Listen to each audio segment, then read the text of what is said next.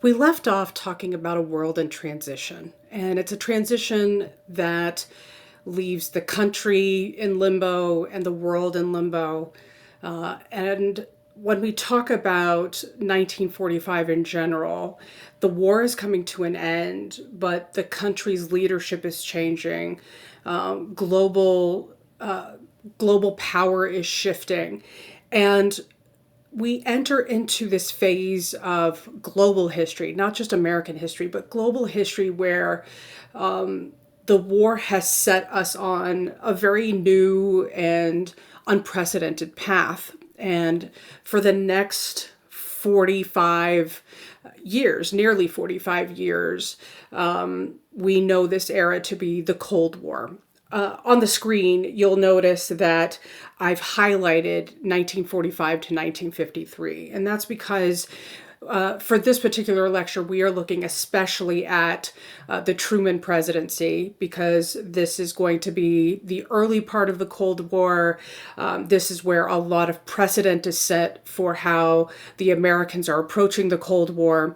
But I want you to understand that the Cold War itself lasts for 44 years in total. So from 1945 all the way up until the end of Ronald Reagan's presidency, into the very first year of George H.W. Bush's presidency, we are dealing with and centered around the Cold War. Foreign policy is going to be based on the Cold War. Cultural shifts are going to happen because of the Cold War. So there are all sorts of things happening, all centered on this idea that we are at war with communism. So I want to make sure that you understand that from now until nearly the end of this course, we're going to talk a lot about how Americans are driven by their hatred of communism, their fear of communism, and how that shapes our understanding of things. Let's talk about one of the biggest ways that the world is in transition, right? When we left off, I told you that on April 12th, 1945, Franklin Roosevelt dies in Arkansas. And the photographs that you see here on the corners of the screen are from the presidential motorcade that takes place. So his body has to be, of course, transported from Arkansas to Washington, D.C., and then from Washington, D.C. to New York, where he is buried. There are thousands and thousands of people who gather to pay their respects, black, white, young, old. And as you can see from these photographs, many of them are devastated by the loss of Franklin Roosevelt. And a lot of that is because for them, he's the guy who brought them out of the Depression. He's also the guy who led them through the Second World War. He was the one stable figure that they had, right? For nearly 12 years, he was their guy. And now he's gone, and he's been replaced by a guy that they don't know. Harry Truman, for all intents and purposes, is a good politician and has been a reliable leader, but his leadership has been in the Senate. And the American people don't really know Harry Truman. I mean, how many senators do we really know? Harry Truman just isn't that guy. So here is Harry Truman taking the oath of office, and behind him you see gathered are the members of the Roosevelt cabinet, all standing as witness. But I want to point out two particular figures here. That, of course, is Harry Truman and his wife. That's Bess Truman. You'll notice Bess Truman is not holding the Bible as spouses typically do.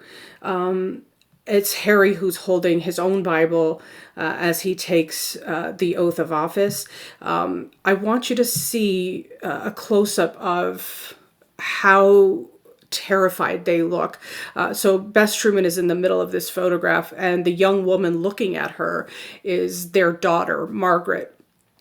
She can clearly see that her mother is overwhelmed and concerned, as is her father. I told you in the last lecture that Harry Truman did not want this job. He did not want to be the vice president, and he certainly did not want to be the president. And the thing is in accepting the role of vice president, he knew that at one point he would be the president of the United States, but he certainly didn't expect it to be this soon, right?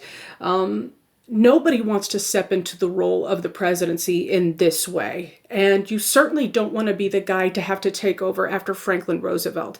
When you have thousands of people who are mourning for a man who they see to be the guy who has reshaped the presidency and has brought them through two major historical events, to step into that man's shoes is overwhelming.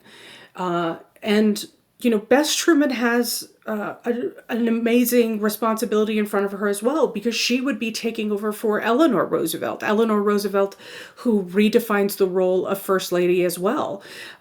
That's a huge responsibility. And think about when he is taking over, right? He's taking over as the war is coming to its end, and the world is on the cusp of this new age and this new era. There's a lot of pressure here to make the right decisions and do the right thing in this era of a post-war world. Soon after this photograph is taken, and soon after Truman is sworn in, he is taken to a separate room where he is then informed about a secret weapon that the Americans have and are working on, and that is the atomic bomb. Of course, it would be a couple of months later where Robert Oppenheimer and other physicists will successfully test their first atomic bomb, and Oppenheimer and the others will send this letter to Truman saying, don't actually use it, just threaten to use it, because we don't know how terrible of a weapon it will be. Truman is, from day one, overwhelmed by the job, right? Because the moment he leaves this ceremony, he goes to meetings where he is briefed on issues of national security, what's going on in terms of military strategy. And in all of those meetings, there is this very private meeting that takes place where he's informed about the atomic weapon. You can imagine how long and how exhausting that day is for him. In the middle of all of that, he has to decide what kind of president he's going to be. And this is incredibly important for him because his first conference to meet with Winston Churchill and Joseph Stalin is coming up.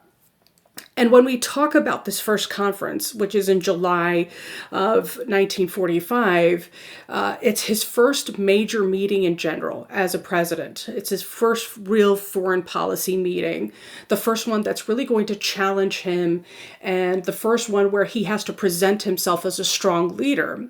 And remember, Truman has no real instructions from Franklin Roosevelt, and so he has to decide what he is going to do. And he believes that Franklin Roosevelt was too willing and too eager to compromise and to negotiate with Joseph Stalin. Truman hates communism and says that you cannot compromise or negotiate with a guy like Joseph Stalin.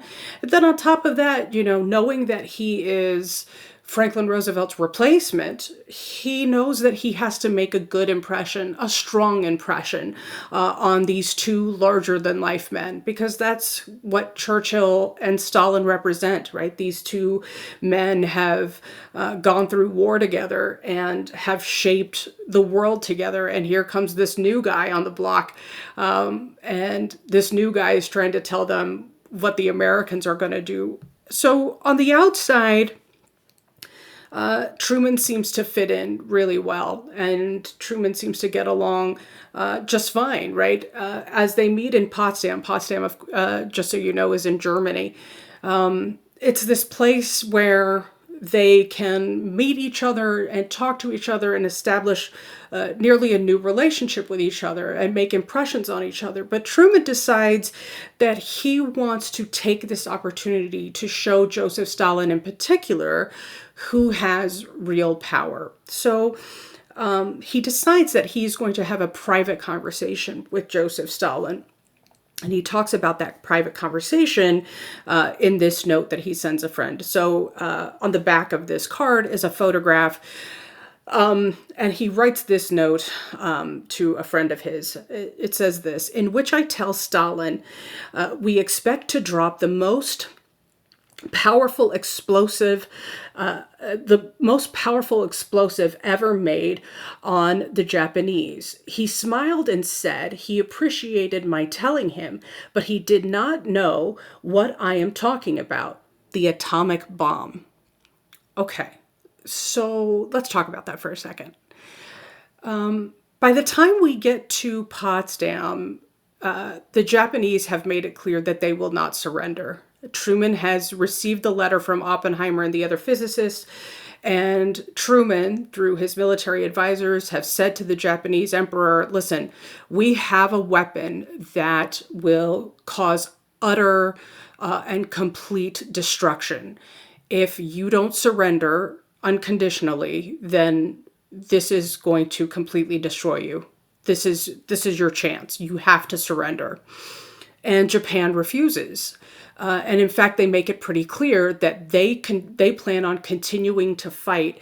And in fact, they start to not only use every able-bodied man, but they are also starting to use children as young as the age of 12 to be a part of the war effort. And so Truman says, okay, how do we avoid using the atomic bomb? And his advisors say to him, well, if we decide to continue to fight, it will involve millions of men. It will require millions of men. It will require years of effort. And this will go on for a long, long time. And Franklin Roosevelt, a couple of years before, or a couple of conferences before, excuse me, had asked Joseph Stalin for military support. And we'll get into that in a minute. But when asking Stalin for military support, Stalin said, no, we're not going to help you in your fight against Japan. So we already know that the Russians aren't going to help, which would have been really useful, but the Russians aren't going to provide any kind of support. So really the Americans are on their own. Everybody else has been pretty much depleted. So on that note, what ends up happening is Truman says, okay, well, we have no other choice. We're going to have to drop an atomic bomb on the Japanese. But before they do, Truman decides that he is going to be a courteous ally and give Joseph Stalin a heads up, right? But in fairness, he's not just giving Joseph Stalin a heads up. What he is doing is he's trying to flex some muscle. He's trying to show Stalin, listen, not only do we have the weaponry, we're willing to use the weaponry. This is what you should know, though. You'll notice in the note, I'm going to remind you that Truman said, he smiled and said he appreciated my telling him.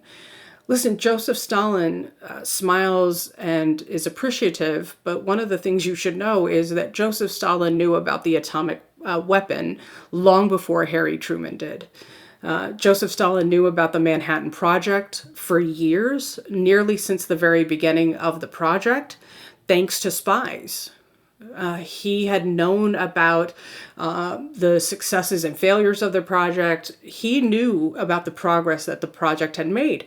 And in fact, if Truman had any questions about it, he probably could have answered those.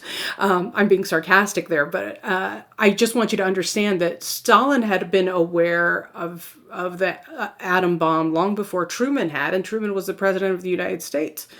So Truman's not really flexing any muscle here. Stalin still had the upper hand. So Truman looks a little bit like the guy who's flexing muscle that he doesn't have, right? And that's kind of important here because it sort of sets the tone and even sort of explains the relationship between the East and the West, between Russia and Great Britain and the United States. So I want to talk about this term Cold War and what that means. So Cold War is not referring to an actual war where there are guns involved and military strategy and armed divisions of men. That's not what's going on. There will be wars in the name of fighting against communism. Certainly, that's the Korean War, the Vietnam War. There will be special forces sent to different parts of the world in the name of fighting against communism. Absolutely. But in terms of a war between, excuse me, Russia and the United States, that does not come to pass. This war is an ideological war. It's about communism versus capitalism and communism versus democracy. This is about a struggle, a debate over how to govern, over economic approaches, right? And ultimately, the goal is determining whose style of government and whose economic approach will dominate the world, right? That's the thing that you've got to remember. This is not a contest of territory. This is a contest of ideology. And the goal is to dominate the planet, that their ideology wins. Whoever dominates the planet obviously wins, right? In many ways, this ideological battle is more frightening than a territorial fight, than a real war, because in a territorial fight, where you're fighting over land or you're fighting over stuff, it's tangible. So you know what the other guy is going to do. You can see it. You can fight against it. It's easier to strategize against it. In an ideological war, it's a little bit different, right? Because you don't know what they are thinking. You don't know what people are planning and how it's all going to unfold, right? You don't know where movements are going to pop up and how they're going to succeed or not succeed. And you don't necessarily know how to strategize against those movements. And they happen differently in different parts of the world. So an ideological war is much more difficult. It's much more challenging, which helps to explain why the Cold War lasts as long as it does. On top of that, ideological wars are driven by people's passions, right? You are driven by something that you believe in. Think about wars based on religion, right? Wars based on religion, you are fighting for your belief system, your value system. And because of that, you feel like you have a moral authority to fight for this greater cause. So you're going to fight to the death, and you're going to teach your children about this cause, and they should fight for the death. That sort of mentality, that's what's happening here, right?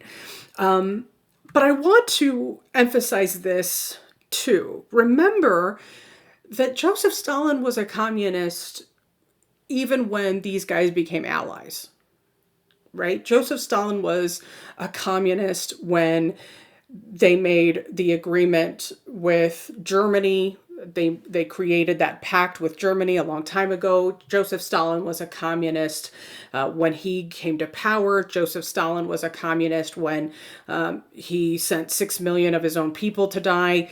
When we talk about Joseph Stalin's communist ideologies, all of that had remained the same.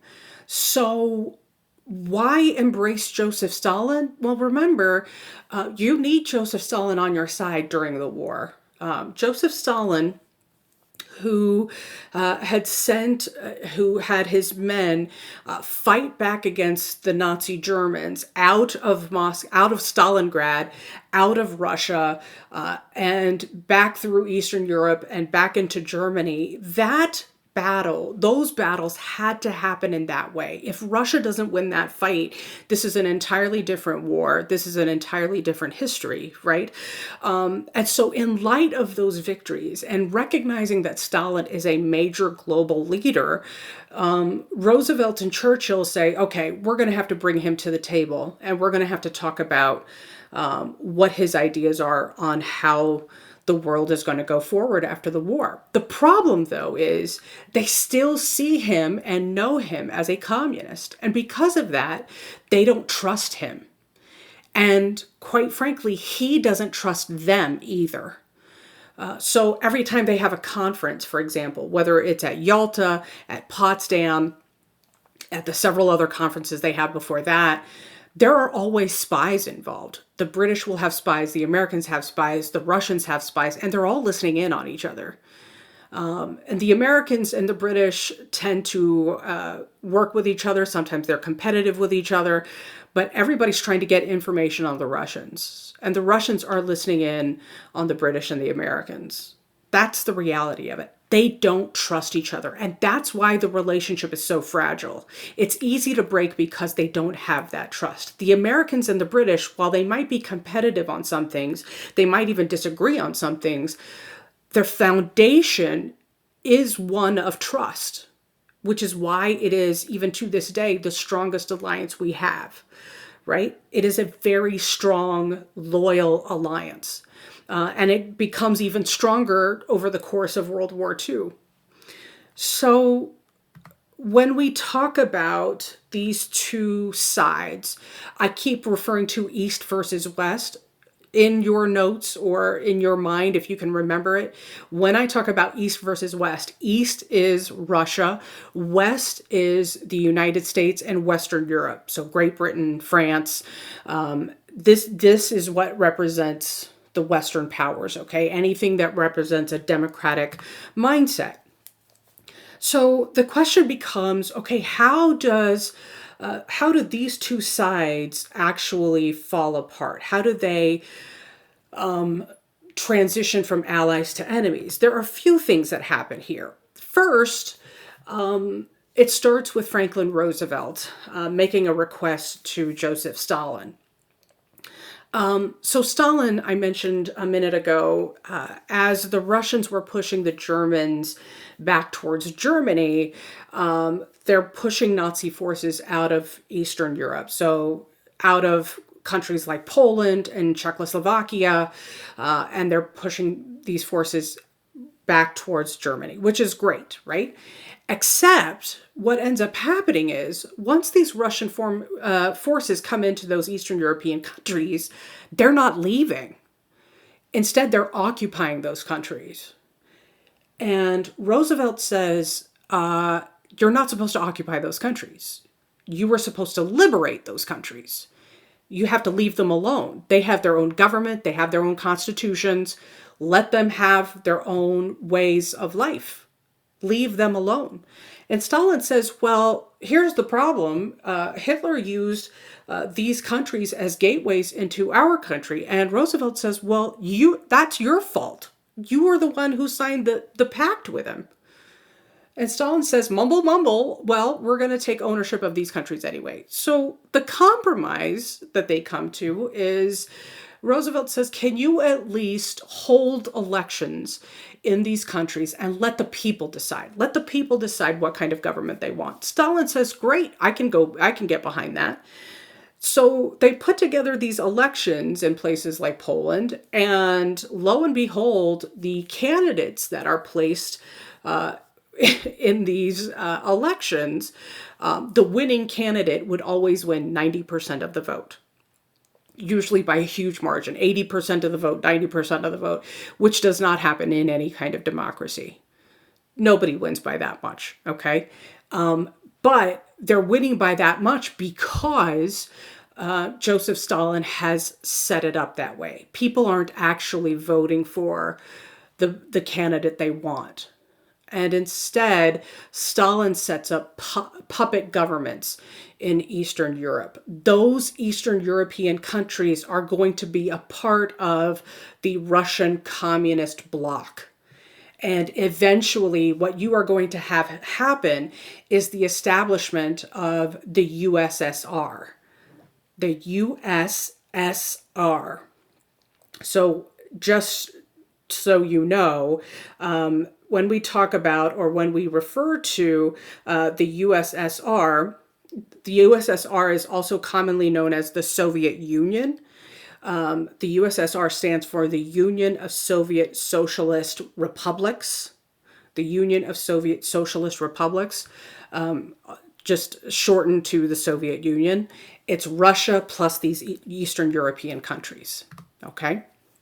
So then the conversation becomes, okay, what are we going to do about Germany? How do we deal with Germany now that the war is over, or once the war is over?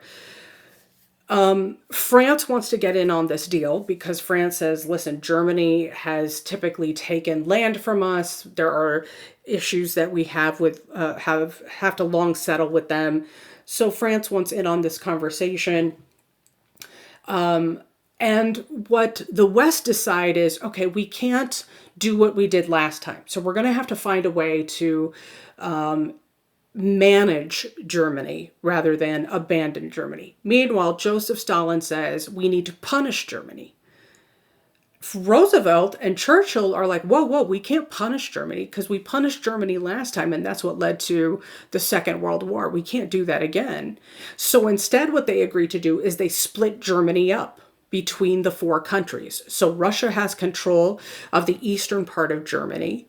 The United States has control of a portion of the West. France has control of a portion of the West, and Great Britain has control of a portion of the West. So it's split. The entire nation of Germany is split between the four countries. And there is their capital city of Berlin. The capital city of Berlin is their industrial center. And the four countries agree to split the city of Berlin between East and West. The eastern side of Berlin is controlled by Russia, and the West is split between Great Britain, France, and the United States. So it's just like larger Germany, except now the divisions are within the city. Here's the thing, if you're living in Germany at the time, or you're an American national living in Germany, you can travel freely anywhere in Germany as long as you have your passport. So if you want to go to the Russian side of Germany, you can. If you want to go to the Russian side of Berlin, you can. As long as you have identification, you can go anywhere freely. You just have to know where you are. And remember that. But it is going to be important that you remember that Germany is split, and most importantly, that Berlin is split, because that's going to come up later on. Now, here's a big one, and this is going to be really important. So Russia comes into these negotiations with significant money problems. By the time the war ends, and not even, at the official end of the war, January of 1945, Russia makes a loan request for $6 billion, billion with a B. Russia makes a loan request for $6 billion, which shows how desperate for money they are. It shows how desperate their financial situation is. Remember, over the course of the war, they have lost millions of their own people to battles. Let's not forget the fact that Stalin has killed millions of their own people as well. In terms of their infrastructure, there's been a lot that's been destroyed because of the war. And that's on top of the fact that even prior to the war, their economy was in bad shape anyway. Okay, so the war actually puts things in far worse condition. So January, they make this loan request and they don't hear anything back. So in February of 1945, when the Yalta Conference takes place, some of the Russian diplomats, start to ask around because nobody's bringing up this loan request. And it's really humiliating because they've already asked for $6 billion. Nobody's saying anything as if they didn't make the request.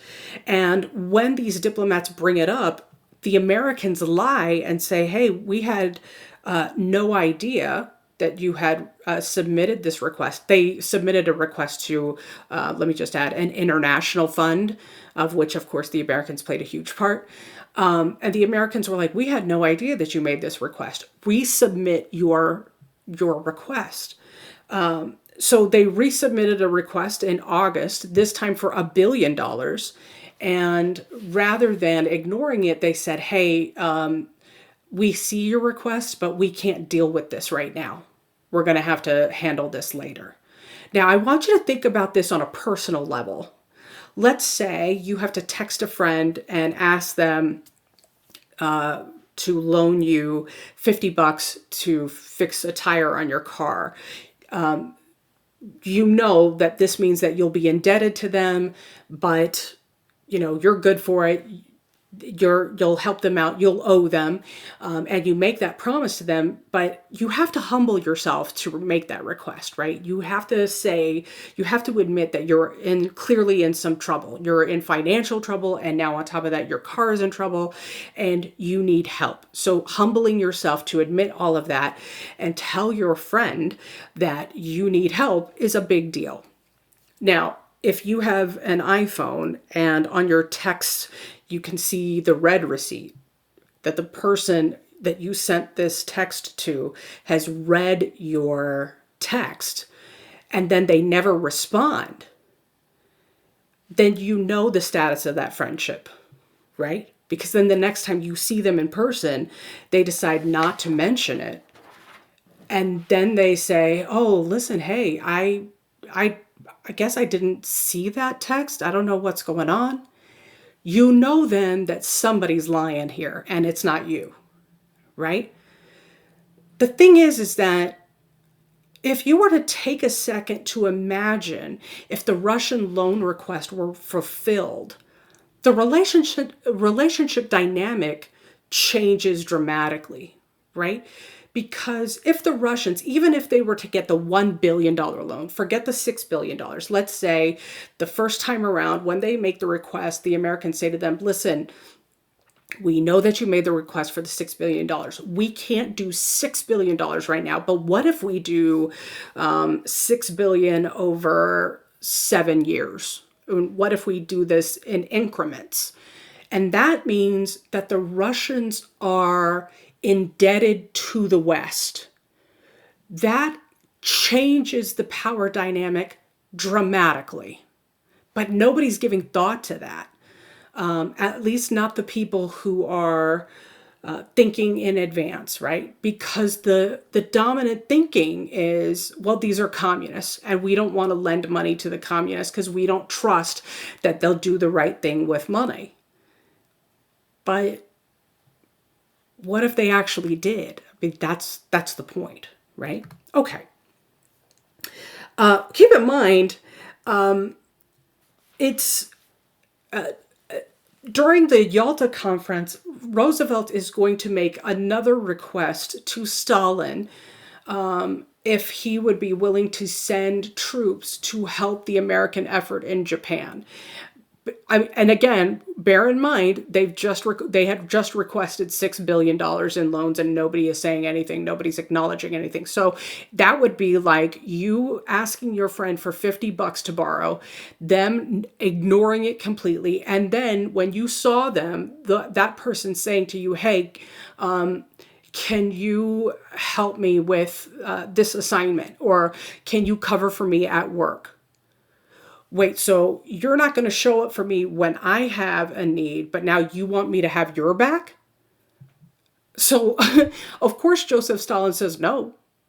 He says, no, we're plumb out of men. We have nobody available at that time. So instead, Truman makes an agonizing decision. This is not an easy decision for Truman, not by any means. I mean, I know that in the note that we read, it seems like Truman is gleeful, but that's in describing the power dynamic between him and Stalin, right? Which, again, is not the right move for a lot of reasons. But in making the decision to drop the atomic bomb on Japan, it is not an easy decision.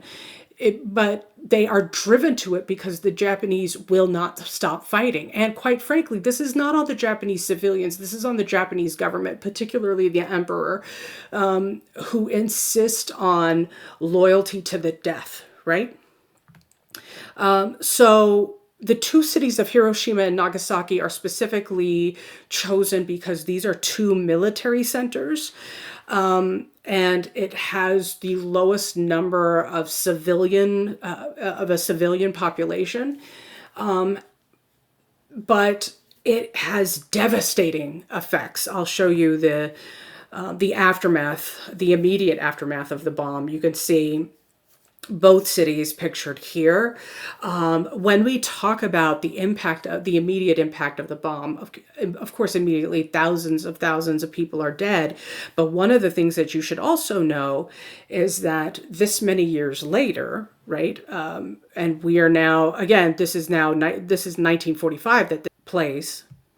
Here we are nearly 80 years later, and for generations, people have been born with congenital conditions. There are higher rates of cancer in these two cities and near these two cities. There have been ecological effects from these atomic weapons, ecological effects that haven't been seen elsewhere. So biological, ecological, environmental effects, the atmosphere has been impacted as well. And no other country on Earth has, while there are several others who have atomic weapons, no other country on Earth has ever used the atomic weapon. The United States is the only one to have used it thus far, and hopefully that stays true. But here's why this moment is important to the Cold War. The moment the United States uses the atomic weapon is the moment that the atomic weapons race begins, right? Joseph Stalin and the Russians immediately come to the conclusion that if the Americans are willing to use the atomic bomb against the Japanese, then they would be willing to use it against anyone else. So, of course, the Russians are going to have to get their own atomic weapon. That's the twist to this, right? While the Americans are grateful that the war is over officially, what they don't realize is that it officially launches the Cold War, because now the Russians are working to develop their own atomic weapon. Now, just so you know about the Japanese, the very next day, after these bombs are dropped, the very next day, the Japanese do surrender, and the only condition they have is that the emperor remains the emperor, to which the Americans agreed. And all sorts of things happen after that that lead to the modernization of Japan. And again, those are things that you can learn in early 20th century America. Okay, so now that we have a different world in front of us, we've got to talk about what this is going to impact, or how this is going to impact American foreign policy. And there are a few things that contribute to how Americans, and specifically how the Truman administration, is going to understand the world in which we now live, right? So when we talk about Truman's approach to foreign policy in particular, there is one big question that drives him forward, right? And that is, what does the United States mean to the rest of the world, right? What does the United States symbolize to the rest of the world? And he says very clearly that the United States was supposed to be and I quote, a beacon of freedom to freedom-loving peoples. A beacon of freedom to freedom-loving peoples. And by beacon, think of a light, right? Or think of a lighthouse. That even in the most terrible storms, that if a lighthouse is shining its light, a ship or a boat will always find its way back to shore thanks to that light, right? Truman is saying that that's what the Americans are for freedom, that we are a light of freedom to freedom-loving peoples around the world. Now, let's talk about what he means by freedom-loving peoples, okay? He says that anywhere that people are struggling for freedom, any kind of freedom, anywhere that people are fighting for freedom, especially freedom, they're fighting against an oppressor of any kind. Those are freedom-loving peoples, and those are the people that we are reaching out to. Those are the people that we are a beacon for.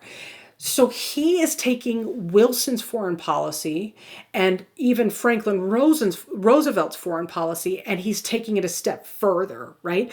So I'll give you an example. Roosevelt says we believe that every human being has 4 basic freedoms, and we are going to fight for those 4 basic freedoms everywhere around the world. Okay, great. Thank you, Franklin.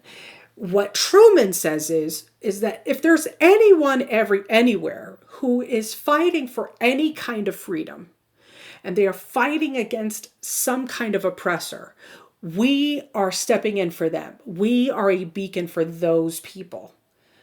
If it's freedom of expression, okay, we're helping them out. If it's freedom of religion, okay, we're helping them out. If it's freedom from fear, we're helping them out. Whatever that freedom is, we will be their help, right? All of this is based on a couple of things that help to build towards this doctrine. And I should say this, that is the heart of the Truman Doctrine, that the United States is a beacon of freedom to freedom-loving peoples. That's the Truman Doctrine, okay? So how do we get to that conclusion? How does Truman come to this idea? A couple of things. One is this idea of containment. Containment comes from a guy named George Kennan. His name is spelled Kennan. George Kennan, who was a national security advisor to Harry Truman. George Kennan was listening to a speech that Joseph Stalin was giving. It was a long, rambling speech that went on for hours. And Kennan had the responsibility of listening to the speech and then not only translating it, but then trying to explain to the Americans what we can learn from it. And what happens is he learns what he calls the messages, the long telegram. And he essentially says this: if you isolate the Soviet Union, then it will collapse on its own. If you isolate the Soviet Union, it will collapse on its own. He says, listen, communism is inherently unstable. It can't survive just by being its own government. The only way communism survives is by adding on other countries, by getting more countries to join its cause. That's the only way communism survives. And so if you isolate it, and when he says isolate, he doesn't mean like building a physical wall around it. What he means by isolate, he means that if you surround it with democratic nations and nations that have capitalistic economies, that will cause communist governments to collapse. He says there's no idea within the Soviet system that is capable of thriving. They don't know how to thrive. Communists are incapable of doing that, right? And so if you isolate them, that's how this is all going to collapse in on itself.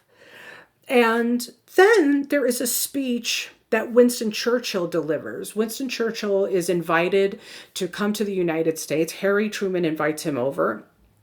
And he actually comes to Missouri and delivers a speech at a university. And he calls the speech the Iron Curtain. And in this speech, he says that there is a curtain that has fallen between Eastern and Western Europe.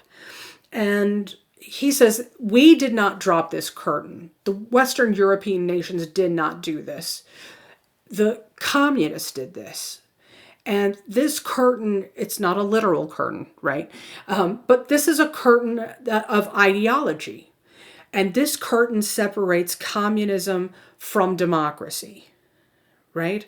And what ends up happening is Western Europe is protected from the threat of communism, but communism is then isolated, right? That because there is democracy around it, the curtain helps to further isolate these Eastern European countries that have communist governments. And so what Churchill's speech does is he basically reinforces what George Kennan said in his telegram, that if you contain communism, then it can't spread, right? Here's how this feeds into the Truman Doctrine, right?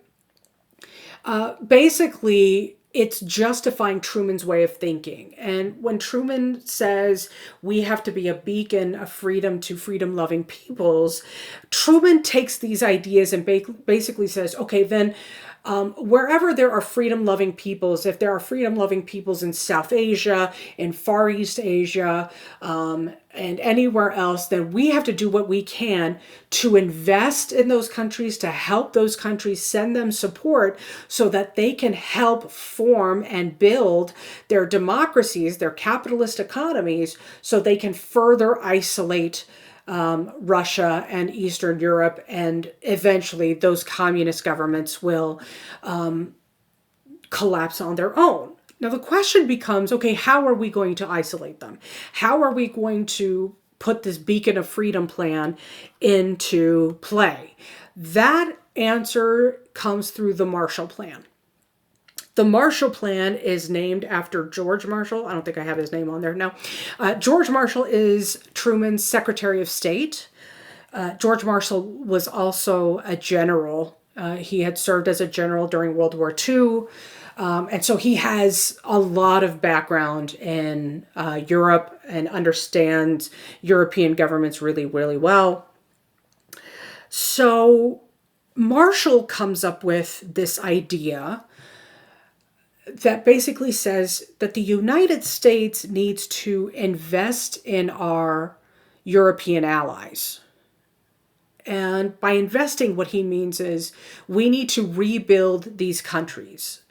If we rebuild these countries, then that will help us fight against communism. And what will happen, this is what he says will help in the fight against communism, is that what will happen is when the communists come knocking on their door, for any of these nations we've helped to rebuild, those nations will then say, we cannot fall to communism because our friends, the Americans, helped rebuild us. We are loyal to the ideas and values of democracy. Capitalism is what saved us. Go away, communism. Okay? In other words, what he says is if we invest in, and he starts with the nations of Turkey and Greece. So millions and millions and millions of dollars are invested in rebuilding Turkey and Greece. And Turkey and Greece are very much, Turkey especially, very much on the border, very close to the border of Eastern Europe, right on the cusp of Eastern European communist countries at the time. And what Marshall says is, listen, if we put all of this money into rebuilding their infrastructure, helping them reestablish their government, when the Russians come knocking on their door and saying to them, hey, Turkey, are you interested in becoming a communist nation? The Turkish people and the Turkish government will say to them, democracy helped rebuild us. So democracy is better than communism. Go away, communists, right? That's the idea, to build up a sense of loyalty, and that's how we're going to further isolate. So the how of the Truman Doctrine is the Marshall Plan. It's important that you know what the Truman Doctrine is, which is beacon of freedom, the components like what contributed to the Truman Doctrine, and then how he puts the Truman Doctrine into action. Okay, so this is the policy for the first 4 years of the Cold War, that we are going to rebuild Europe, and through rebuilding Europe, we're going to contain communism. And for the most part, Americans are really supportive of this approach, because in rebuilding Europe, it's also helping to maintain and grow actually the American economy. So Americans are doing relatively well, and there is a sustainability in American power around the world. So this seems to be working until 1949. 1949, there are two major events that take place that shift how the Americans approach the Cold War. The first thing that happens is in August of 1949 with the Soviet Union. So you'll notice the headline from the New York Times, and it says, Atom blast in Russia disclosed. Truman again asked UN control. Brzezinski proposes a peace pact. What they're talking about is the Russians have successfully tested their first atomic weapon. Now, here's the thing. The Americans knew that at some point the Russians would have their first atomic weapon. They knew it was coming, but they weren't expecting it so soon. They thought it would be sometime in the late 1950s, mid to late 1950s, but certainly not by 1949. But when you have spies on the inside who are willing to send back information, that makes the research go by much quicker, right? You've already had somebody do the work for you. You cheated your way into doing it, right? And so that cuts back on the time. And that's how they were able to easily obtain their own atomic weapon. Then, a couple of months later, in October of 1949, China becomes a communist nation. Let me tell you a little bit about China. So from 1945 to 1949, China had been going through a civil war. And this civil war is similar to the civil war that Russia had gone through during World War I, right? In which there had been a communist revolution taking place, and the sitting government was trying to fight back against it. Now, in the name of the Truman Doctrine, Americans had been sending money and sending weapons to try and help the sitting government in China to stop the communist revolution, but it wasn't enough. And by 1949, Chairman Mao, who is the largest central figure you see pictured there, Chairman Mao becomes the leader of the new Chinese government, the new Chinese Communist government. And when this happens, after these two events take place, but especially after China becomes a communist country, the American people are outraged. The Americans are saying, oh, like, we didn't do nearly enough for China. We didn't help them enough. This plan is not aggressive enough, right? This containment plan obviously is not working because we tried isolating the Russians, and now not only has communism spread, it has spread to the largest nation on the planet, right? It's not only territorially large, it is the largest population in the world. And here's what's even more problematic about China. For decades upon decades upon decades, China has been the place that other empires have been competing over because China is a home to a massive amount of natural resources. So the reason why Japan wanted to add China to their empire is because of that, the value of Chinese resources. And the same thing for other empires as well. Now, this place has become a communist nation. So nobody's going to access those resources. Nobody's going to be able to negotiate with them because democracies don't negotiate with communists. And then on top of that, there is an assumption, and I have to emphasize that word, assumption, a belief that because they are communists, that they will automatically be allies with the Russians. That's not true. That's not what happens. But that's the assumption, that these two major powers in Asia that have become communist are automatically going to be allies because they are both communist nations. And that's a huge fear. So the Americans are like, okay, how do we fight back against this? And the answer is a policy known as NSC 68. NSC stands for National Security Council.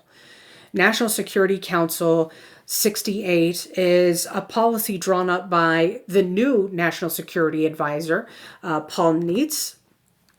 And Paul Nitze, N-I-T-Z-E, Paul Nitze, basically says, listen, containment was never going to work. Communism is something that requires a much more aggressive response. You can't just sit there and hope that other people are going to be able to take care of communism, that isolating communism is going to work, because obviously that's not going to do it. So here's what he means when he says aggression. He says that they only understand aggression.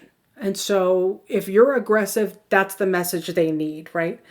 So between 1950 and 1952,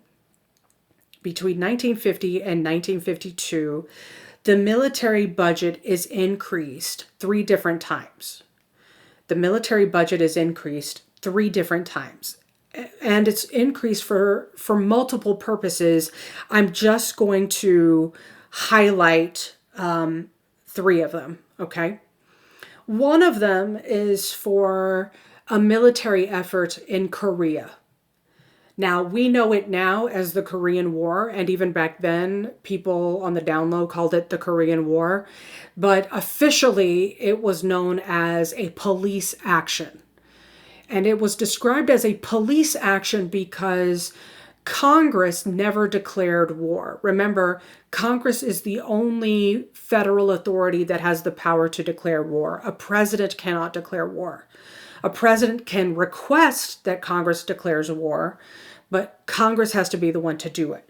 Congress never does it. So instead, it's described as a police action. What happens is there is a communist uprising in northern Korea. There are Koreans, primarily in the south, who fight back against this. Truman authorizes the American military to go in and intervene, supporting the South Koreans. It's that freedom beacon again, working for freedom-loving peoples. He also asks that the UN, the United Nations, gets involved. We'll talk about the United Nations in a little bit, but the United Nations gets involved and send in military support as well. So there are military efforts coming in from other countries also, and they will fight from 1950 to 1953 in what we now know as the Korean War. This war ends in a stalemate. Nobody wins. And this is important because it is a preview of what's to come in Vietnam. The Korean War is a preview of what's to come in Vietnam. And the reason why I say that is because the Americans go into Korea with no clear strategy. There's no clear strategy on what the goals are and how those goals are going to be achieved. And so what we have now is present-day Korea. Present-day Korea is a direct result of this war. The demilitarized zone, it was set up during the negotiations to end the war, right? And the guy that we have now, who runs North Korea, when we talk about how he is the kind of dictator that he is, and why he runs the way that he runs. Well, this is something in his family. He inherited it from his father, who inherited it from his father, and his father was the guy in charge during the Korean War. Now, here are the other things that the military budget goes to support. The military budget goes to support other countries in their efforts to fight against communism. So, for example, there is money raised to help Chinese nationalists regain power in China. There are pockets of people in China who are trying to get weapons and money and support to fight back against the existing communist government.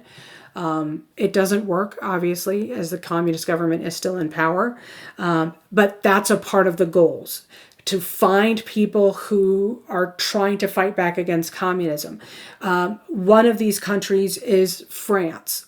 France has colonies in Southeast Asia. One of those colonies is Vietnam. In Vietnam, there has been an independence movement that dates back to the time of World War II. In fact, during World War II, the leader of this independence movement, Ho Chi Minh, his last name is spelled M-I-N-H. Ho Chi Minh writes a letter to Franklin Roosevelt in which he talks about the importance of independence for a people. He even quotes Thomas Jefferson. And Roosevelt says, wow, this guy's really impressive. And Roosevelt approaches the French leadership and says, hey, why aren't you guys giving this the Vietnamese independence? They really want it. And then the French leadership say, well, he's a communist. So, of course, the immediate response is, okay, well, we're not helping. By 1950, what starts to happen is the Americans start to send money and supplies to the French to help fight back against what the French will always say is a communist revolution. It's not well, it is a communist revolution to a certain extent, but it's really at the heart and soul of it a fight for independence, because France wants to hold on to its Southeast Asian colonies, and they're not willing to give it up, and Americans want to fight back against communism. That's where this all really stems from. Now, the biggest and most significant investment opportunity here is in research and development for the hydrogen bomb. The driving principle is pretty obvious, but let me go ahead and say it. The idea is if the Russians have the atomic bomb, then we're going to need a bigger bomb. If the atomic weapon can destroy, a city, a couple times over and ruin things for generations to come, then we need a bomb that can destroy a couple of cities all at once, right? It's an effort to make ourselves even more powerful. It's to push ourselves to the front of the race and give ourselves the lead again, right? Remember what Nietzsche says. Communism requires a more aggressive response. This is what he's talking about. Sending troops in to different parts of the world, sending in money and supplies to other people who are literally fighting against communism. We send American military into the American zones of Germany. So there is a military presence there. That's what he is talking about, right? It sort of embraces I've talked about, look, there we go. I list all of these things. There we go. It sort of embraces this idea of the aggression and how things begin to push forward really, really quickly, right? In immediate response to these two major events in 1949, it's as if the Truman administration puts, their foot on the gas and says, okay, this is not nearly enough. We've got to do way more, and we have to do way more right now. And Congress is right behind it. Congress says, absolutely, let's get on to it. So you'll see these headlines in front of you about fighting in Korea, The UN Council supports him, then the H-bomb order, and then we send $15 million to France in 1950 alone. That is going to increase over the next 14 years. From 1950 to 1964, we are going to send money, we're going to send supplies, and we will even send military advisors. And here's what I want you to know. All of this is without the American people knowing.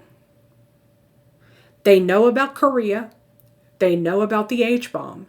They do not know about Vietnam. And that's going to come back in a couple of lectures as well. So you can write that down and put a little asterisk by it because it's a preview of things to come. But yeah, the American people don't know about this. So it's all happening hush-hush behind the scenes. Okay.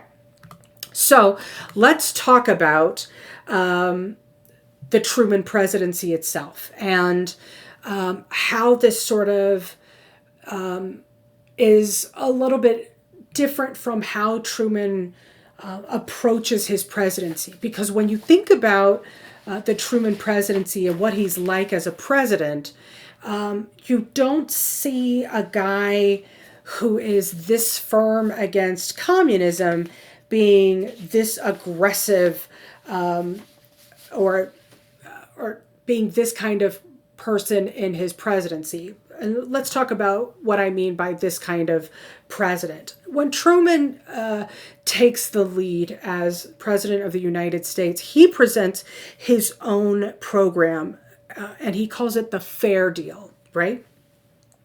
So Theodore Roosevelt had the Square Deal. Franklin Roosevelt had the New Deal. Truman has the Fair Deal, okay? And when we talk about why he calls it the Fair Deal, let me tell you what he is doing. The Fair Deal is expanding on the New Deal. The Fair Deal reaches people that the New Deal programs did not, including African Americans, right? That includes African Americans. And here's why that's important. Harry Truman, and I mentioned this in the last lecture, but I'm going to re-emphasize this now because it's important. Harry Truman is a Southerner. Granted, Missouri is a border state, but it's still considered Southern. And Harry Truman grew up in and around segregation. He understood how African Americans were treated. He saw it with his own eyes. He grew up hearing the language that was used. And Harry Truman is going to be the country's first real civil rights president. Now, Franklin Roosevelt makes some headway.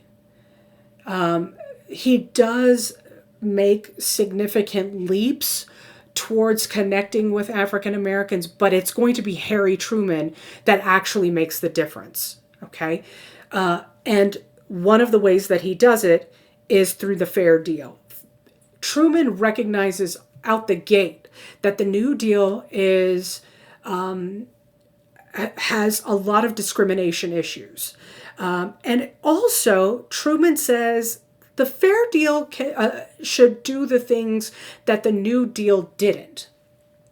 So in addition to helping those Americans that weren't helped by the New Deal, he also says, we need to really think about health insurance. And what he does is he introduces, for the first time, a national health insurance program. Roosevelt had talked about it. He had presented the idea initially when he was talking about the benefits of helping Americans across the country after the war, but it was sort of dismissed. So Truman decides to be much more aggressive about it, to talk about a national health insurance program. Now, this is what I need you to know. Truman is by and large considered, especially in comparison to Franklin Roosevelt, he is the more progressive Democrat. He is the more liberal. He is the more progressive, more forward-thinking Democrat than Roosevelt was, which is completely unexpected because he's the Southerner who's taking a super aggressive tactic against communists, right? So when we talk about how he is approaching domestic policies, this is a guy who takes an entirely different approach in his vision for America. So this is going to be especially challenging for him, though, because when he talks about this idea of, expanding health insurance or even building upon the New Deal, this is going to be especially troubling to Republicans because Republicans basically say, okay, we don't need another Franklin Roosevelt. That's actually the last thing that we want.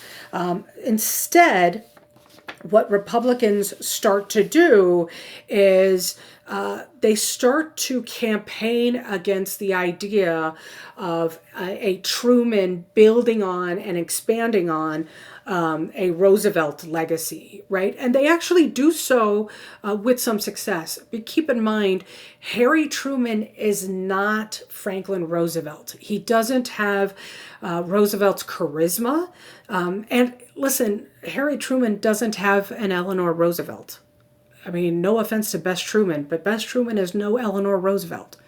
So if you don't have Franklin Roosevelt's charisma and you don't have Eleanor Roosevelt by your side, you're kind of working at a disadvantage here. So Republicans start to push for things to make sure that Truman is working with some limitations. The first thing that they do, especially as they start to make gains in Congress and in the Senate, is they push for the ratification of the 22nd Amendment. And the 22nd Amendment is what limits presidents to 2 terms. Okay, because immediately they said, absolutely not. We're not doing another Franklin Roosevelt again. Absolutely not. Now, would they have the same ideas if they were Republican? You know what? Probably. I think they would make the same argument. Maybe not as energetically, but they would still make the same argument. Now, the other thing that Republicans successfully do is they start to undo some of the New Deal policies that Roosevelt put into place. So they start to cut funding to different programs. A lot of those, the short-term programs had already come to an end anyway, so you don't have the WPA anymore, you don't have the CCC anymore, but some of the other programs start to see budget cuts in a lot of ways. And when Truman presents his national health insurance idea, and when Truman presents the idea of expanding Social Security, this Republican Congress laughs in his face and basically says, absolutely not, that's never going to happen. Not with us, right? And so Truman has a really hard time of really accomplishing the things that he wants to accomplish as a progressive Democrat in terms of legislation. However, he does make some progress in different ways, especially concerning civil rights. So Truman is president at a time where the entire country is going through a tremendous amount of social change. And we need to be mindful of this because one of the things that you need to know about things like civil rights is that a lot of times it happens in conjunction with other events. It doesn't always happen in isolated moments, right? There are other things that are taking place. And so in the late 1940s, you have a guy like Jackie Robinson who is integrating baseball, Major League Baseball. And it's not an easy process for him. He is ridiculed from the stands, so he goes through a tremendous amount of pressure and struggle, and then he becomes this eventually he becomes this admired athlete, but it takes a long time. And clearly, though, it is a moment, right? It's a pivotal moment. And one of the things that I want you to remember is that cultural moments like this will have impact on politics, will have impact on how presidents lead, on how Congress will make its decisions. Truman is going to be responsible for Executive Order 9981. Executive Order 9981 is the executive order that will help to, or 9980. I'm so sorry. When we talk about 9981, it desegregates the military in addition to multiple other things. So let's talk about those multiple other things. 9981 desegregates the military to the offense of many of Truman's already existing critics.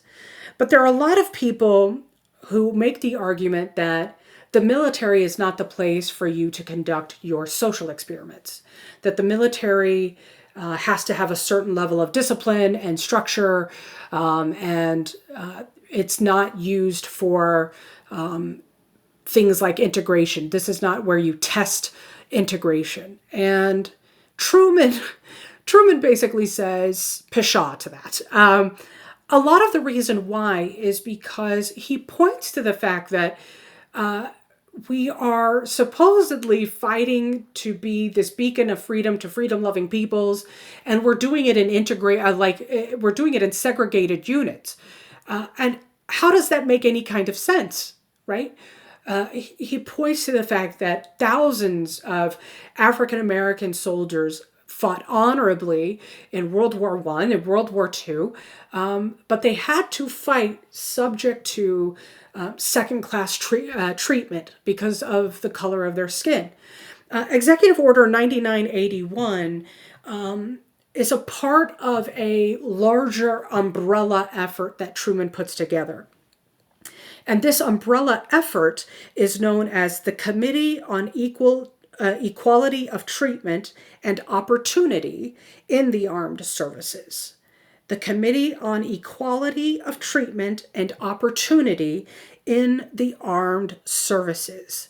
And essentially, what he realizes is from the committee's investigation on how the military treats its soldiers, especially during and after World War II, it's the recognition and the understanding that these soldiers and then veterans deserved much better and much more, right? One of the things that you have to understand about Truman is that his approach to race is quite forward thinking. And it doesn't just end with, the military. So for example, when we talk about his approach to civil rights in general, Truman sort of thinks about civil rights and American society at large. And one of the things that he pushes to do is he starts to reach out to civil rights organizations. For example, he will be the first president to speak to the NAACP, and he's invited to speak, and he speaks very openly and plainly about the importance of understanding the values of civil rights. He is also a president responsible for establishing the President's Committee on Civil Rights. The President's Committee on Civil Rights looks at every aspect of American society and where discrimination takes place and how it impacts people of color, and especially Black people, right? So they're looking at employment, they're looking at housing, they're looking at education. He is the first president to ever do something like this. The reason why all of this is important is because two things happen as a result. One, when we talk about the impact of Truman's, Presidential Committee on Civil Rights or President's Committee on Civil Rights and the desegregation of the military, he does it to the criticism not just of Republicans. There is criticism coming from his own party. Remember, a part of the reason why Roosevelt limits the New Deal programs so that African Americans don't have access to them is because Southern Democrats threaten him and say that they won't support his programs, right? Truman says, screw you, I'm going to pursue it anyway. I'm going to find a way around the Southern Democrat vote, and I am going to investigate civil rights policies, right? So even though the fair deal doesn't come to pass in the way that he wants, right? Those programs don't get to reach out to African Americans the way that he wants. He is able to issue executive orders. He is able to create committees that study and publicly publish the results of those studies that show how wide the discrepancies are. And as a result, Southern Democrats are outraged. What makes it even worse is in 1948 is a presidential election year, and Truman is running for the presidency. When Truman runs for the presidency on his own merit, a part of the Democratic National Convention, as it is for every party convention, is to establish the party platform, right? What are the issues that you are focusing on for this particular election? What are you going to campaign on? And mainstream Democrats decided that they were going to include civil rights as a part of their platform for the first time ever in the history of their party. And keep in mind, that party has been around since 1830. Okay, so this is the oldest political party in America, and now they are adding civil rights to their platform. Thanks in great deal to Harry Truman, but also thanks in part to Eleanor Roosevelt, because we got to give her a shout out too. So Southern Democrats are outraged. This is done over their protest, and what they do instead is they form their own party, because of course they do. You see their poster there at the bottom, the States' Rights Democrats. The States' Rights Party is the party they establish. And what they decide to do is they decide to run their own candidate, a third-party candidate, in the 1948 election. Their party convention is hosted right here in Oklahoma City in 1948. And the guys that you see there, the guy on the left is Strom Thurmond, who was a senator from South Carolina. In the party platform, they talk about states' rights, what states' rights they're trying to preserve, and a lot of that is going to include things like forced race mixing.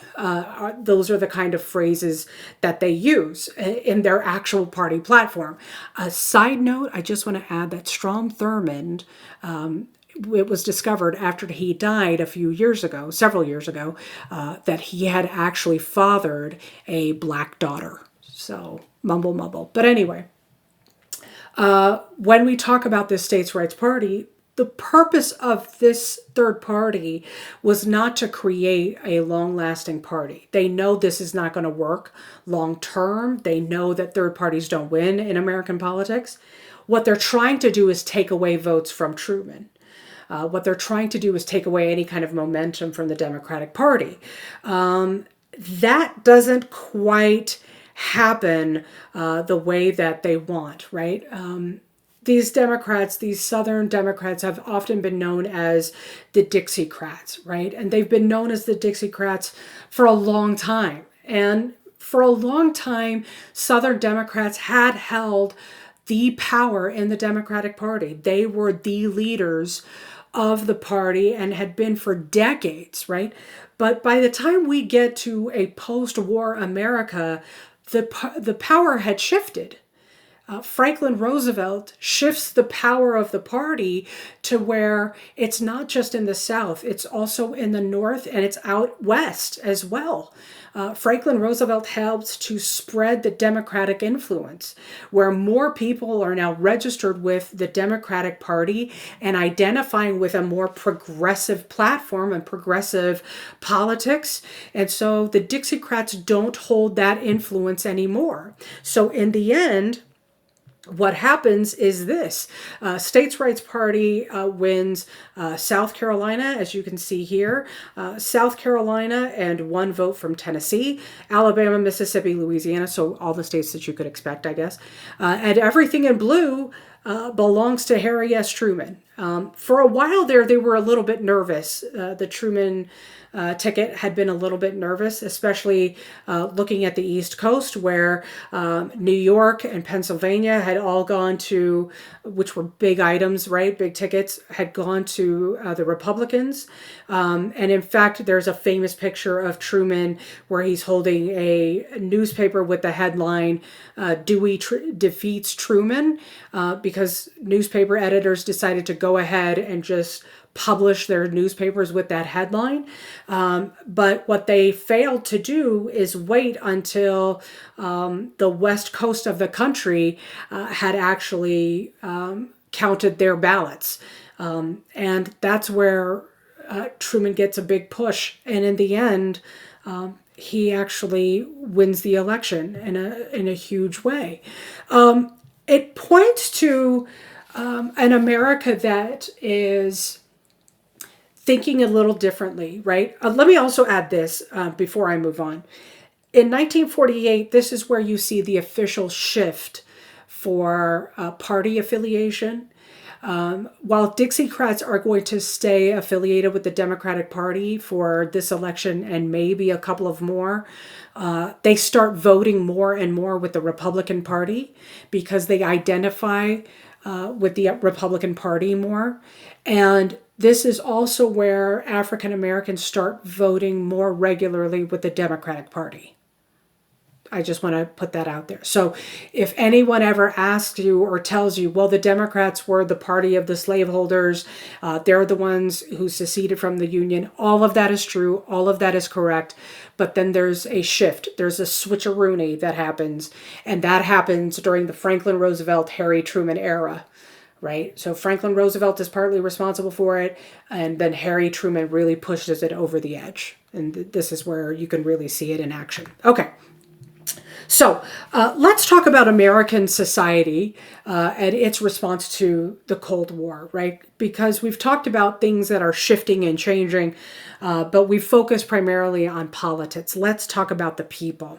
So when we talk about the Cold War's presentation of the idea of freedom, the Cold War has this inescapable impact on how people lived, right? You can't go anywhere, you can't do anything without hearing about the Russians, without hearing about communists.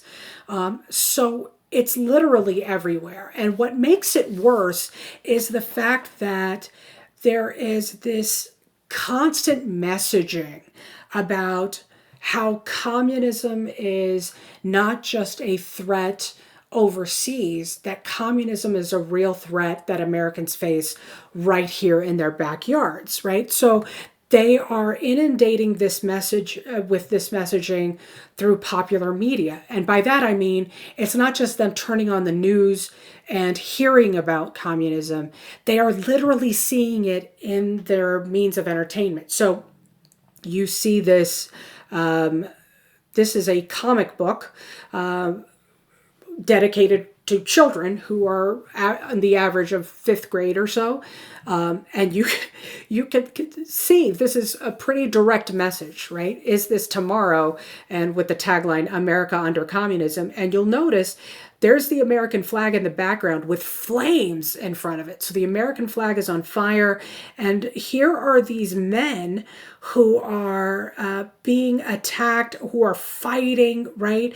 And they are engaged in some kind of battle. And you'll notice that the message here is that we're in all-out war. It's dangerous. We're fighting hell in a handbasket, right? So the men in green are American soldiers. The other guys are supposed to represent communists. But that's the idea, that we are in a constant state of war. Now, this is, again, directed towards children. This is how adults are targeted, right? So this is an actual movie that is made called I Married a Communist. So this guy, marries this woman, and here's the tagline: her beauty served a mob of terror whose one mission is to destroy. So this woman right here to the right, she's the good girl of the story, and she's the one who always has suspicions of this woman, but nobody believes her because they think she's jealous, blah, blah, blah. The thing is the messaging here is pretty clear, that you can't trust everyone, that you have to be super cautious in who you're talking to and what you're saying to them, because you never know. I mean, the person you're talking to could be this super handsome, super intelligent man, and it turns out he's super intelligent because he's a Soviet physicist slash spy, right? You never know. I do want to add this. The comic book and the film are all productions of American government agencies. So the federal government is starting to produce films and create media content that is entirely about how you fight back against communism. Schools are showing films in classrooms about how you protect yourself from communists. And when I say protecting yourself from communists, let's talk about what those communists are, what is considered communist. Anything that was considered anti-American is communist. Anything that's anti-traditional American life is communist. Anything that challenges the existing American power is considered communist. For example, homosexuality, especially gay men, because gay men weren't considered masculine, and challenged the traditional views of masculinity, also traditional values of family. They were considered a part of a communist conspiracy to derail the American family and thereby the American democracy. The civil rights movement was part of the communist conspiracy as well, because remember, we talked about this during the New Deal. Communists had helped the civil rights cause in different ways, and even though Truman had affiliated himself with different civil rights issues, that's happening at the presidential level. What's happening at the grassroots can't be trusted. Now, does Truman agree with this? No. Truman does not agree with this, but this is the kind of messaging that you hear from agencies like the FBI, shout out to J. Edgar Hoover, but you'll also see this from films produced by different military agencies and the like. And anyone who criticized the United States in general, you are considered a disloyal American, and that becomes really problematic. You're immediately suspicious, right?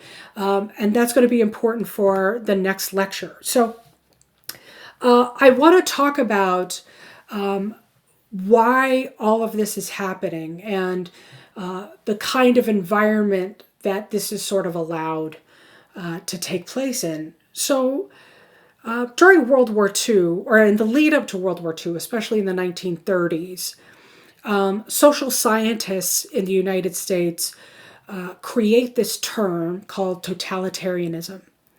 And this starts to happen, especially in light of the rise of guys like Benito Mussolini in Italy, and then eventually Adolf Hitler and Francisco Franco.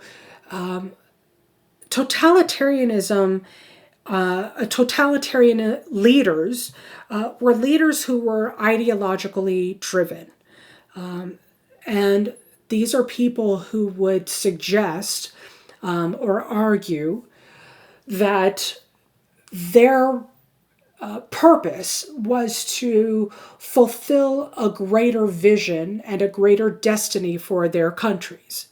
And in order to do that, they would have to enforce a power in which they controlled how people thought and what people believed. Under a totalitarian regime, you don't have individual freedoms. Under a totalitarian regime, you can't just associate or sign up for any kind of club. You can't just read whatever book you want to read. You can't just listen to whatever kind of music you want to listen to. A totalitarian regime means total control, having complete control over you, what you think, what you believe, how you entertain yourself. All of that is under their control. Now, Hitler's government is established under their claims of a Lutheran type of Christianity. Is that real? No, but that's what they're going to argue. And so they make these arguments that we have to, in the name of Christianity, holiness, righteousness, in the name of God, flush out the evil among us. And so in doing so, they start to ban books, burn books, ban music, destroy music. And a lot of these books, music, pieces of art are what we now consider to be classic, what we now consider to be priceless. And many of these things were created by Jewish artists, Jewish musicians, Jewish writers. But any kind of work of art that encouraged their listener, encouraged their reader to think outside of the box, to consider somebody else's life experience, to consider a different point of view, was something that challenged the totalitarian system's authority, right? You don't, unless you are within that totalitarian's belief system. So in Hitler's Germany, unless you fit into his belief system, then you are immediately considered an outsider, right? So book clubs are banished in Hitler's Germany, as are any kind of social organization, any kind of club, any kind of social gathering. All of these things are either closely monitored or completely abolished outright. And the reason why I mention all of this is because it is impossible to exist as a free society in the shadows of totalitarianism. And in late 1940s, early 1950s America, in a post-war society, Truman emphasizes over and over again that we are a beacon of freedom to freedom-loving people. But the reality is different, right? When you start to see messaging like this, where the messaging says you have to be suspicious of people, when children are seeing films in their classrooms that say, if somebody comes up to you and they suggest this or they say things like that, that's a potential communist. And you were living a life essentially of paranoia, right? Or when you are labeled as anti-American and therefore communist because you criticize the American government or you criticize a certain law or you are speaking an opinion that is different from everybody else's opinion, that is not a free society. And that's, again, an irony that's happening here. Because Truman says we are a free society, we are a freedom-loving people, But that is not the reality in which Americans are living in. This is especially important considering this new phrasing that comes up in the 1940s, known as human rights. So, our first ambassador to the United Nations is Eleanor Roosevelt. The United Nations is fulfilling Woodrow Wilson's original vision, right? Woodrow Wilson had said that we need a concert of nations where nations hold each other accountable. And that is sort of set up during the many conferences that Franklin Roosevelt has with Churchill and with Stalin. Now, there are differences in how they set it up from what Wilson's vision was, and it is different from the League of Nations. So the League of Nations is undone and unraveled, and this is something completely brand new. And so Truman appoints Eleanor Roosevelt to be the first ambassador to the UN. And she's not taken very seriously. She's the first woman there, and they think that she's not going to be serious, that she won't take her job seriously. But obviously these people don't know Eleanor Roosevelt. She takes it so seriously that she is named the chairwoman of a committee that would be determined or responsible for determining the universal definition of human rights. What the committee believes that all countries should accept as the definition of human rights. Regardless of their cultural norms, regardless of their social norms, regardless of their religious identity, that these human rights transcend those norms. So she builds on Franklin Roosevelt's ideas of the four freedoms, right? Remember, his four freedoms are the four basic freedoms that every human being should have. She builds on that idea. And she says, those aren't the only four freedoms that people around the world should have. Also, in addition to those four freedoms, things like freedom to an education. Access to an education should be a part of the human right, a human right that everyone should be guaranteed. So it's taking Roosevelt's vision and expanding on it. In the end, it is this thing that gains quite a bit of attention and applause. But the problem for the United States is the United States is in violation of this declaration of the UN, primarily because the president of the NAACP called on the United Nations to launch an investigation into the United States and says, you're going to have to look at how African Americans are treated in this country. Based on your Human Rights Declaration, you need to look at how Black Americans are being treated. And here's the other thing. American officials know that this declaration is going to be problematic too, because immediately the argument is the Soviet Union is actually going to look at how we treat Black Americans and use that as propaganda. And they do, by the way. The Soviet Union will take images from civil rights protests that happened in the 50s and especially the 60s and put that in pamphlets and spread that out to their people throughout Russia and Eastern Europe and basically say, this is what a democracy does to its own citizens. So Americans really struggle with this issue of human rights because what do we really mean by it?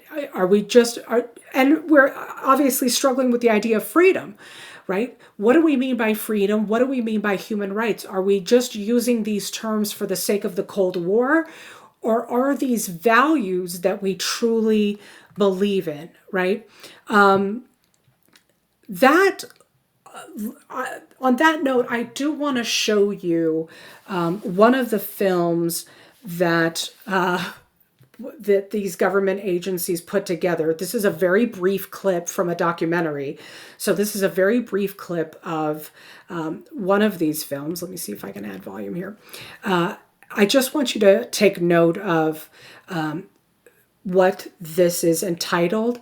It's entitled How to Spot a Communist, and it gives you 4 different ways, just a heads up, 4 different ways on how to spot a communist. Let me see. Ask yourself if you can figure out those 4 different ways.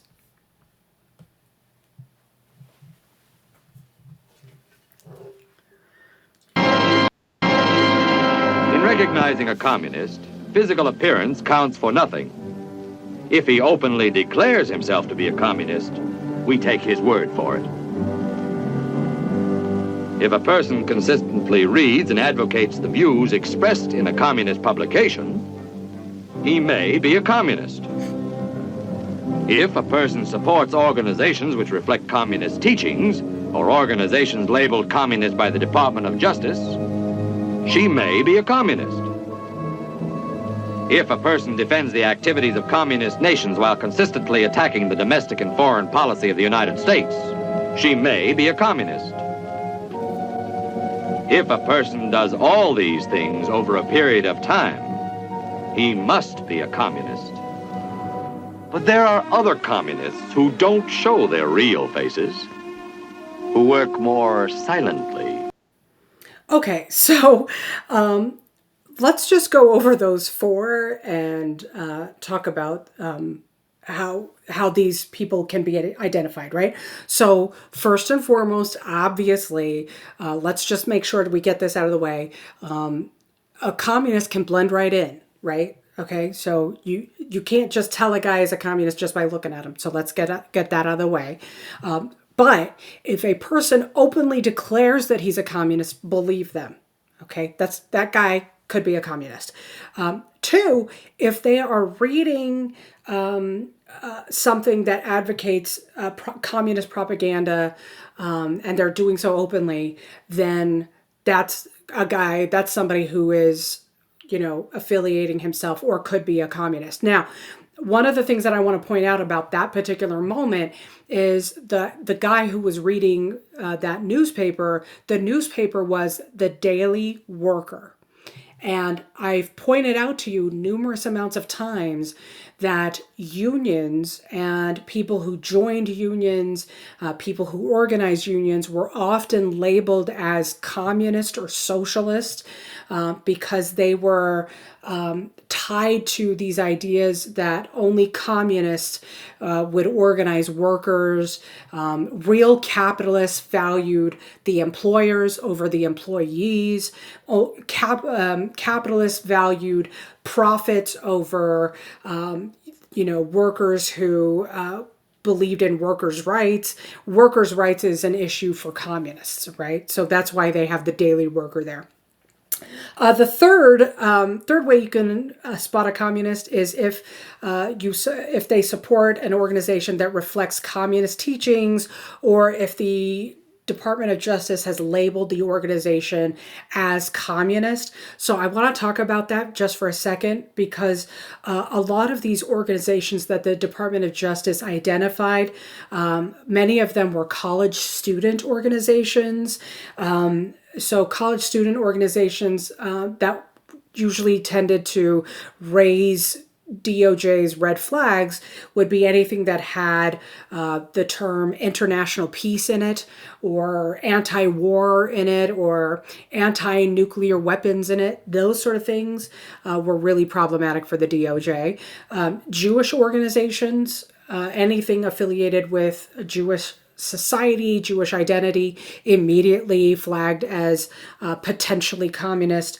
And civil rights organizations were often spied on, especially by the FBI, because of their potential ties to communism. Okay, so the fourth and final way, no, actually not the final way, because there's an extra final way, but the fourth way is if somebody defends the activities of communist nations and they consistently attack the American foreign policy and American domestic policy. So while you're attacking American policies, you're also praising communist nations, then you, my friend, are a traitor, and traitors are communist. So there's that.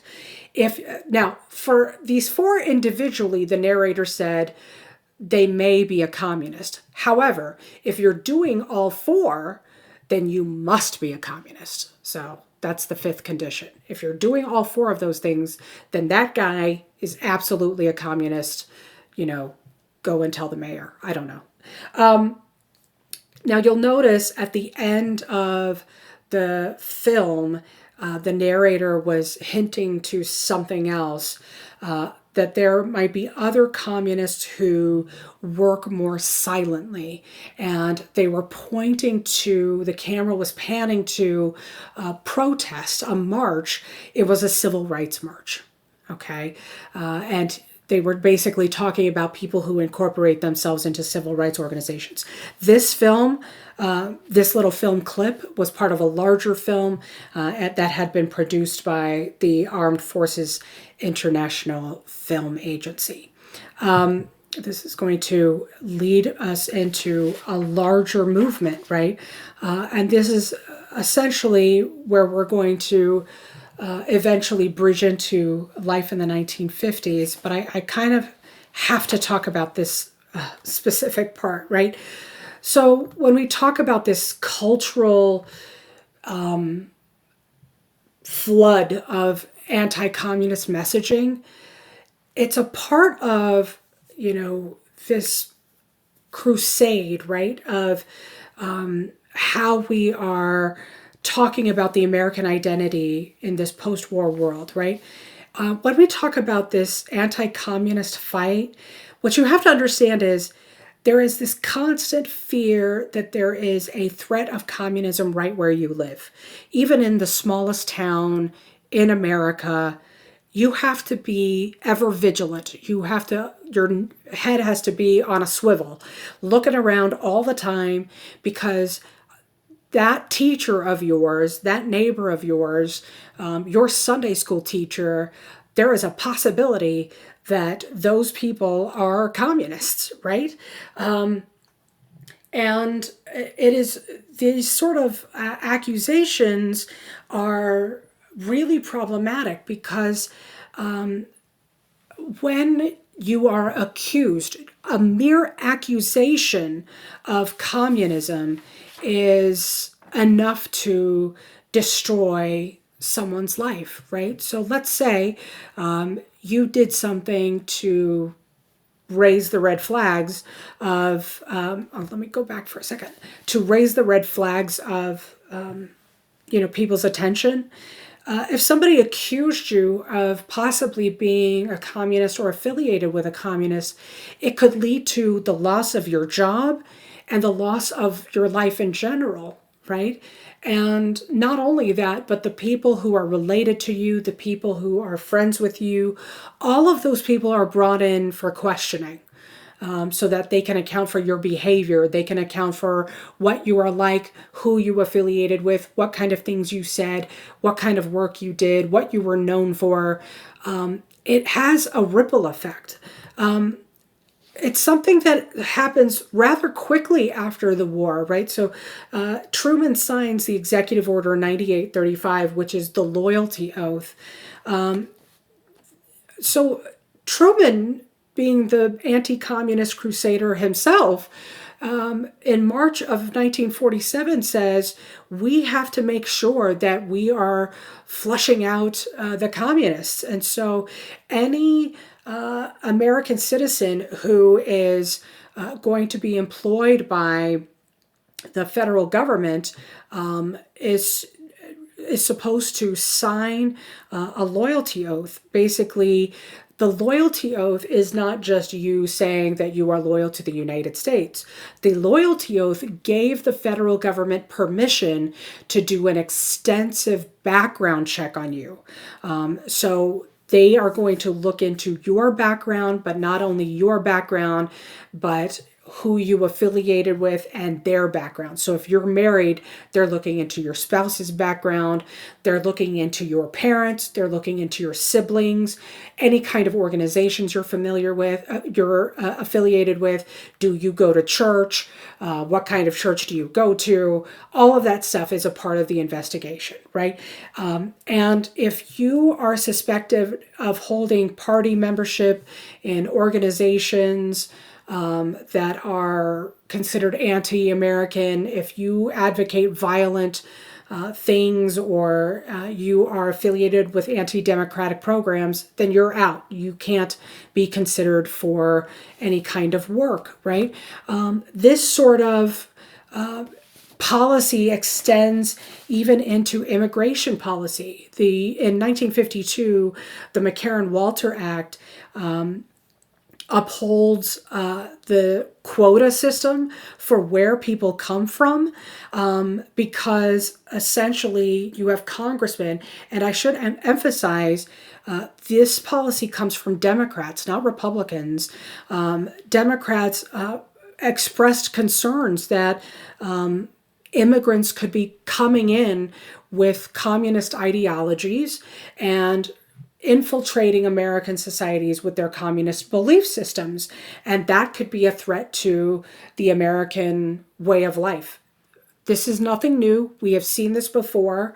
We saw this in the 1880s, 1890s. We saw it again in the 1920s. It's just a repeat of what's been done before. Now, Truman vetoes this because he says this is not actually productive in any way. You're actually establishing racial quotas, and they're especially driven to limit how many people come from Asian nations. So he thought it was really discriminatory in nature, that they're just justifying their racism. But there was enough support in Congress from Democrats and Republicans to overturn his veto. That's how deeply embedded this fear and this paranoia is, which leads me to the one and only Joseph McCarthy. So Joseph McCarthy was the junior senator from the state of Wisconsin. And Joseph McCarthy, when you are the junior senator from Wisconsin, doesn't really have any kind of position of influence in any real sort of way. So when we talk about his career, he serves as senator starting in 1947, so right at peak time, right, of that post-war era. And then in 1950, he has this opportunity, let's just say that. He has this opportunity to take advantage of the fear of the time period. So in February of 1950, there is this occasion that the Republican Party has, where the National Party sends out Republican leaders, Republican senators, congressmen to different parts of the country to give speeches to honor Abraham Lincoln.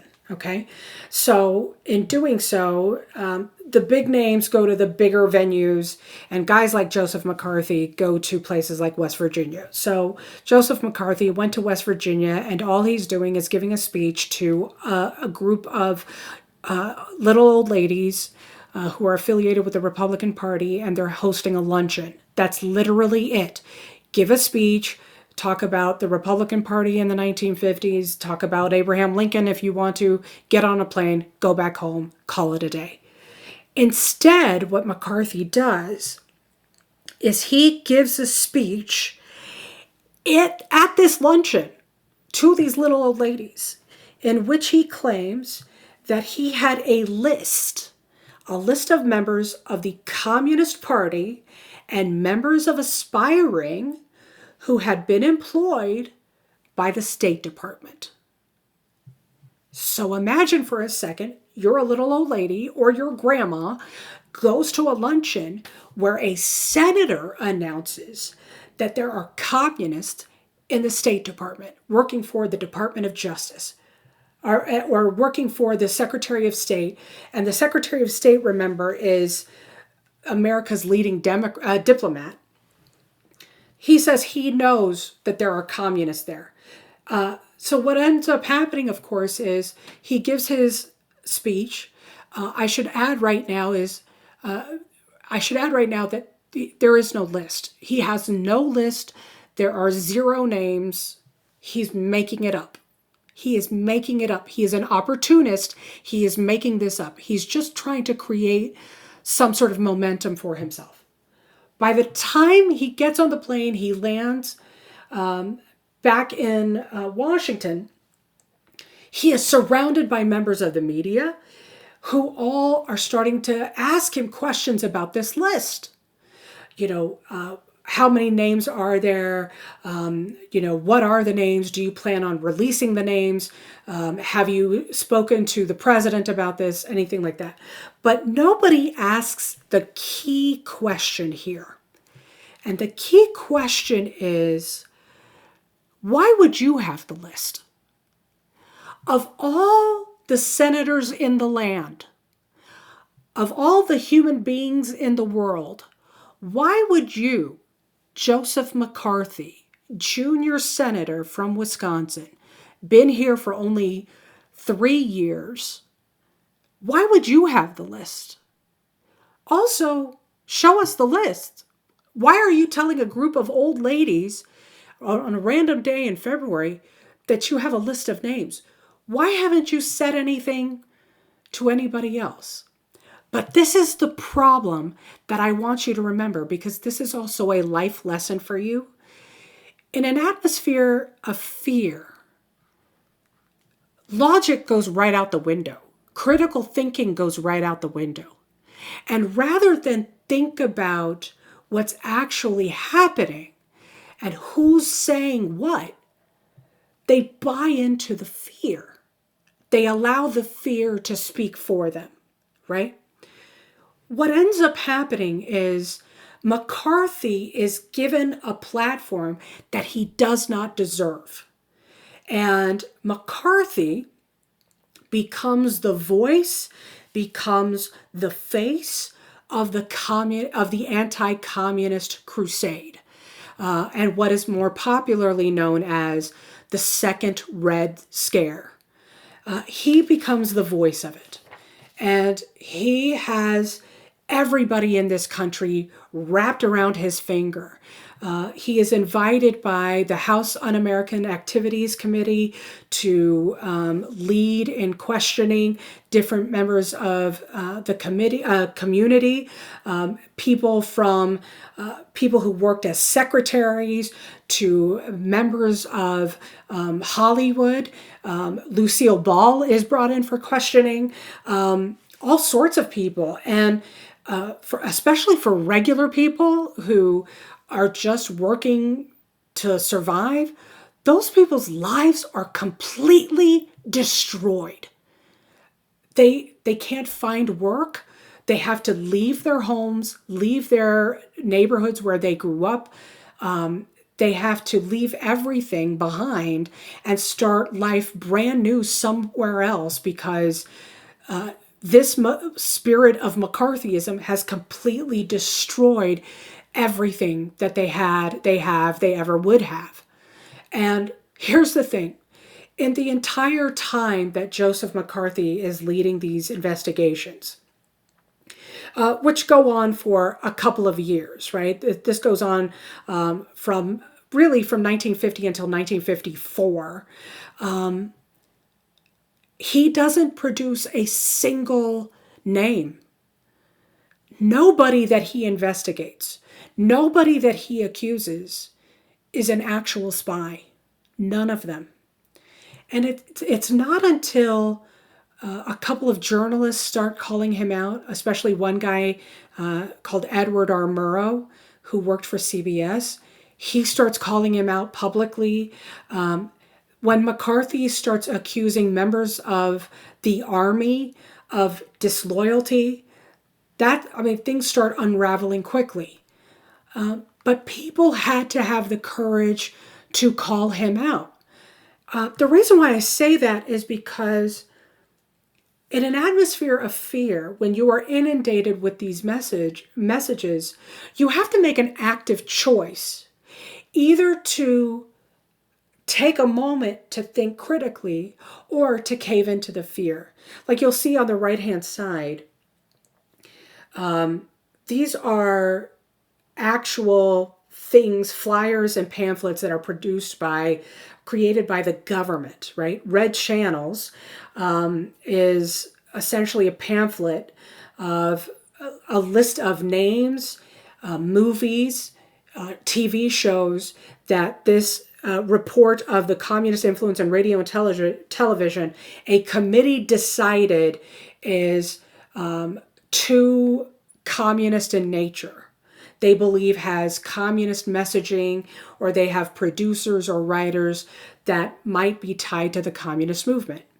On the far right-hand side, the government is asking you to invest money to support Radio Free Europe, which was an effort to send pro-democracy messages over the airwaves into the radio so that people who are listening to the radio, especially in Eastern Europe, could pick up on these messages and maybe start a pro-democracy revolution.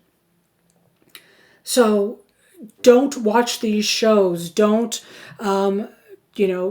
be suspicious of the people around you.